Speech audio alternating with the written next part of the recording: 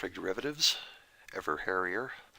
Differentiate. I'm just going to write this function out again. We have our f of x is 3x squared times cosine 2x squared. I made one little tweak. I took this power from there to outside because I think it makes the chain rule easier, and we're definitely doing some chain rule in here. Now, the fact that there's a big product dot in the middle of this is your warning that the product rule is going to kick in.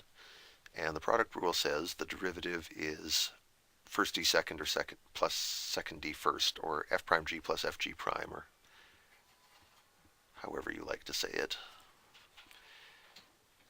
So we have to do our first part. There's first times derivative of the second. Now when you first look at this, at the outermost layer, it's a square.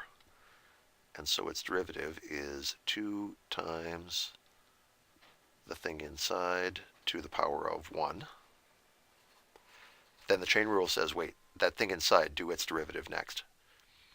The thing inside is a cosine, so its derivative is negative sine of the thing inside it. And now the chain rule says, wait, now do the derivative of what's inside that. What's inside there is a 2x, and its derivative is 2. So all that is our first d second. Now, plus second, we have cosine 2x all squared times the derivative of the first part, which is going to be 2 times 3 is 6, x to the 1. I'm glad that went quicker because I was running out of space. Okay, so first d second, that part took forever, plus second d first. And as often happens with these questions, the calculus takes one line and then the cleanup takes 5 more lines. Let's see how fast we can get this thing tidied up. Inside these brackets, we have a 3 and a 2, that's 6, and a negative sign, that makes it negative 6, and a 2, that makes it negative 12. And then we have an x squared. We have a cosine 2x and a sine 2x.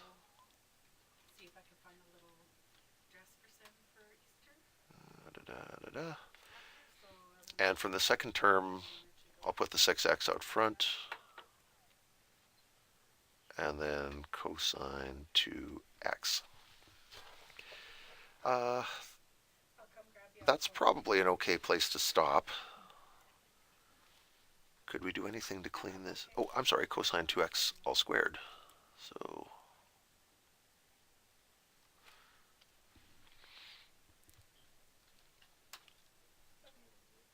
could we stop right there? I don't see. I mean, we have a common factor of 2x and a common factor of 6, or cosine 2x and a common factor of 6x that we could take out of both of these. Let's see if that helps us at all. We can take a 6x cosine 2x, and because I hate negative leading coefficients, I feel like taking a negative out of there might be an improvement. Let's see what that does for us. Negative 12x squared divided by negative 6x leaves us with 2x sine 2x. The cosine 2x got factored out. And here we get 6x divided by negative 6x is just negative 1. Cosine 2x all squared, we factored one of them out, so we're left with cosine 2x just to the first power now. Is that better? I'm not sure. So I'm going to say you could stop with either one of these. Now again, in the workbook, they use the double angle formula. They seem to be fans of that. So let's follow through what they did, and we'll see that that's valid also. In this term, we have the sine of something, cosine of the exact same thing, and we could fish a factor of 2 out of this term if we wanted. So let's do that. We'll make their version happen. So I'm going to take a 2, sine 2x, and cosine 2x. I'm just factoring that out of this first term, and what that leaves us with is negative 12 divided by 2 is negative 6. We have our x squared, and all the trig stuff has been factored out. So that gets us there, and I'm not changing anything about the second term. We still have plus 6x cosine 2x all squared. No change there. Now, the double angle formula says when you have 2 times sine something cosine something, that's equivalent to sine of 2 times the something, which means 2 times 2x. That's where they get sine 4x. So all of this becomes this. And then it's multiplied by negative 6x squared. And then we have plus 6x cosine 2x all squared.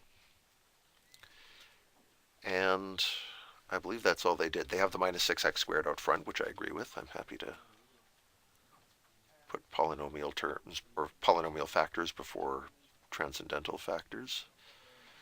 And over here we have 6x cosine 2x all squared. At this point, you could factor out a minus 6x if you wanted to, but since I'm running out of space, I'm going to stop there. Suffice to say, with some of these derivatives, there are quite a few acceptable places where you can stop if you're trying to simplify them.